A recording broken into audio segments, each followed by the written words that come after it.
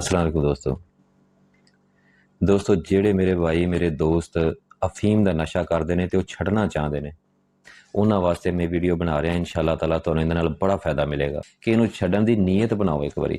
ਇਨਸ਼ਾਅੱਲਾ ਬਾਕੀ ਜ਼ਿੰਮੇਵਾਰੀ ਮੇਰੀ, ਤੁਹਾਨੂੰ ਤਕਲੀਫ ਜ਼ਰਾ ਜੀ ਨਹੀਂ ਹੋਵੇਗੀ, ਤੁਹਾਨੂੰ ਕੋਈ ਤਕਲੀਫ ਨਹੀਂ ਹੋਵੇਗੀ, ਤੁਹਾਨੂੰ ਕੋਈ ਉਲਟੀਆਂ, ਕੋਈ ਪੋਟੀਆਂ, ਕੋਈ ਜ਼ਰਾ ਜੀ ਦਰਦ ਨਹੀਂ ਹੋਵੇਗੀ, ਜ਼ਰਾ ਜੀ ਵੀ ਨਹੀਂ ਹੋਵੇਗੀ। ਮੈਂ 100% ਤੁਹਾਨੂੰ ਕਹਿ ਰਿਹਾ, 100/100 ਕਹਿ ਰਿਹਾ। ਫਿਰ ਆਪਣੇ ਘਰ ਦੇ ਵਿੱਚ ਰਹਿ ਕੇ ਇਨਸ਼ਾਅੱਲਾ ਇੱਕ ਹਫ਼ਤਾ ਤੁਸੀਂ ਛੁੱਟੀ ਕਰਨੀ ਹੈ ਆਪਣੇ ਕਾਰੋਬਾਰ ਤੋਂ, ਆਪਣੇ ਕੰਮ ਤੋਂ, ਜਾਂ ਜੋ ਵੀ ਤੁਸੀਂ ਕਾਰੋਬਾਰ ਕੰਮ ਕਰਦੇ ਪਏ ਜੇ। ਇੱਕ ਹਫ਼ਤਾ ਸਿਰਫ ਤੁਸੀਂ ਆਪਣੇ ਘਰ ਰਹਿਣਾ ਤੇ ਇਹ ਜਿਹੜੀ ਤੁਹਾਨੂੰ ਦਵਾਈ ਮੈਂ ਦੱਸਣ ਲੱਗਾ, ਇਸ ਦਵਾਈ ਨੂੰ ਤੁਸੀਂ ਇੱਕ ਹਫ਼ਤਾ ਖਾਣਾ ਹੈ। ਉਸ ਤੋਂ ਬਾਅਦ ਹਫ਼ਤੇ ਤੋਂ ਬਾਅਦ ਤੁਸੀਂ ਆਪਣੇ ਕੰਮ ਤੇ ਵੀ ਜਾ ਸਕਦੇ ਜੇ।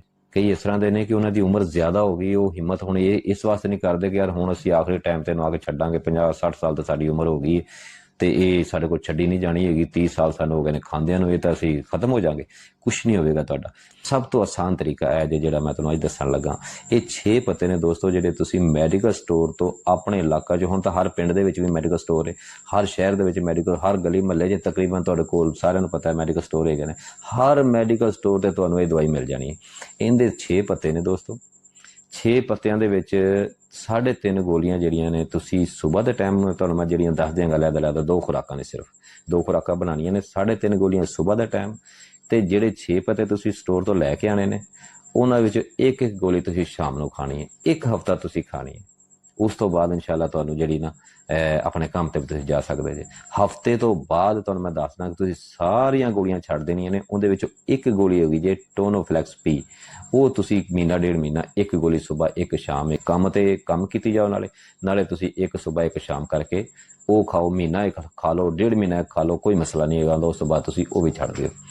ਤੇ ਇਹ ਗੋਲੀਆਂ ਦੇ ਤੁਸੀਂ ਨਾ ਨਾਮ ਵੀ ਲਿਖ ਲਓ। ਵੈਸੇ ਵੀ ਮੈਂ ਤੁਹਾਨੂੰ ਇਹਦਾ ਨਾ ਉਹ ਪਰਚੀ ਵੀ ਜਿਹੜੀ ਹੈ, ਇੱਕ ਤਸਵੀਰ ਪਿਕਚਰ ਬਣਾ ਕੇ ਮੈਂ ਤੁਹਾਨੂੰ ਸੈਂਡ ਕਰ ਦਿਆਂਗਾ, ਜਿਹਦੇ 'ਚ ਖੁਰਾਕਾਂ 2 ਬਣਾਈਆਂ ਹੋਣੀਆਂ, ਅਲੱਗ-ਅਲੱਗ ਲਿਖੀਆਂ ਹੋਣਗੀਆਂ।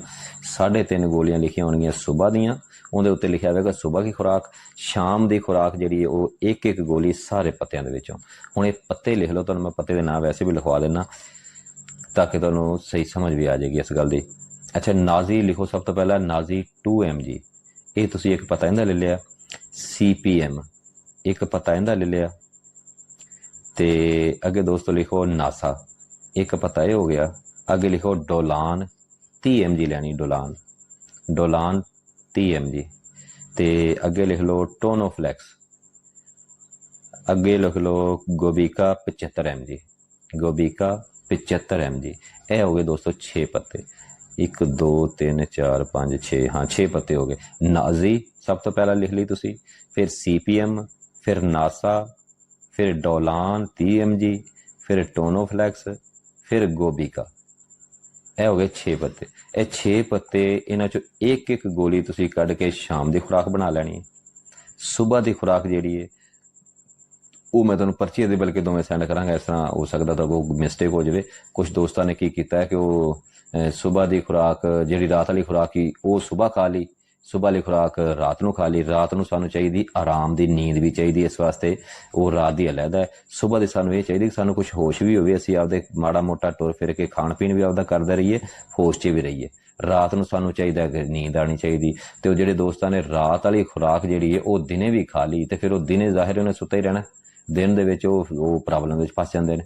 ਇਸ ਵਾਸਤੇ ਸਵੇਰ ਦੀ ਜਿਹੜੀਆਂ 3.5 ਗੋਲੀਆਂ ਨੇ ਉਹ ਤੁਹਾਨੂੰ ਵੈਸੇ ਵੀ ਮੈਂ, ਚਲੋ ਤੁਸੀਂ ਲਿਖ ਲਓ। ਹੁਣ ਤੁਸੀਂ ਸਵੇਰ ਦੀ ਖੁਰਾਕ ਲਿਖੋ, ਗੋਬੀਕਾ 75 mg ਇੱਕ ਗੋਲੀ, ਇਹਦੇ 'ਚੋਂ CPM ਦੀ ਇੱਕ ਗੋਲੀ, ਟੋਨੋਫਲੈਕਸ ਦੀ ਇੱਕ ਗੋਲੀ, ਨਾਜ਼ੀ 2 mg ਜਿਹੜੀ ਹੈ ਉਹਦੇ 'ਚੋਂ ਅੱਧੀ ਗੋਲੀ। ਇਹ ਹੋ ਗਈਆਂ 3.5 ਗੋਲੀਆਂ। ਇਹ ਤੁਸੀਂ ਖਾਣੀਆਂ ਨੇ ਸਵੇਰ ਦੇ ਟਾਈਮ। ਤੇ 6 ਗੋਲੀਆਂ ਜਿਹੜੀਆਂ ਤੁਹਾਨੂੰ ਮੈਂ ਇੱਕ ਪੱਤਾ ਜਿਹੜੇ ਆਪਾਂ ਸਟੋਰ ਤੋਂ ਲੈ ਕੇ ਆਏ, ਉਹਨਾਂ 'ਚੋਂ ਇੱਕ ਗੋਲੀ ਤੁਸੀਂ ਖਾਣੀ ਹੈ ਸ਼ਾਮ ਦੇ ਟਾਈਮ। ਸਿਰਫ ਦਿਲ ਬਣਾਓ, ਇੱਕ ਵਾਰੀ ਜ਼ਿਹਨ ਨੂੰ ਮਜ਼ਬੂਤ ਕਰੋ, ਦਿਲੋਂ ਇਹ ਕੋਸ਼ਿਸ਼ ਕਰੋ ਕਿ ਮੈਂ ਇਹਨੂੰ ਛੱਡਣਾ ਹੈ। ਇੱਕ ਵਾਰੀ ਆਪਣੇ ਇੱਥੇ ਦਿਮਾਗ ਦੇ ਵਿੱਚੋਂ ਕੱਢੋ ਕਿ ਯਾਰ ਮੈਂ ਨਸ਼ੇ ਵਾਲੀ ਜ਼ਿੰਦਗੀ ਨਹੀਂ ਰੱਖਣੀ, ਮੈਂ ਨਹੀਂ ਤੋਂ ਪਾਕ ਜਿਵੇਂ ਕਿਸੇ ਦੌਰ 'ਚ ਨਸ਼ੇ ਤੋਂ ਪਹਿਲਾਂ ਸੀ ਮੇਰੀ, ਉਹ ਮੈਂ ਜ਼ਿੰਦਗੀ ਬਣਾਉਣੀ ਹੈ। ਤੇ ਇਨਸ਼ਾਅੱਲਾ ਬਣੇਗੀ, ਜ਼ਰੂਰ ਬਣੇਗੀ।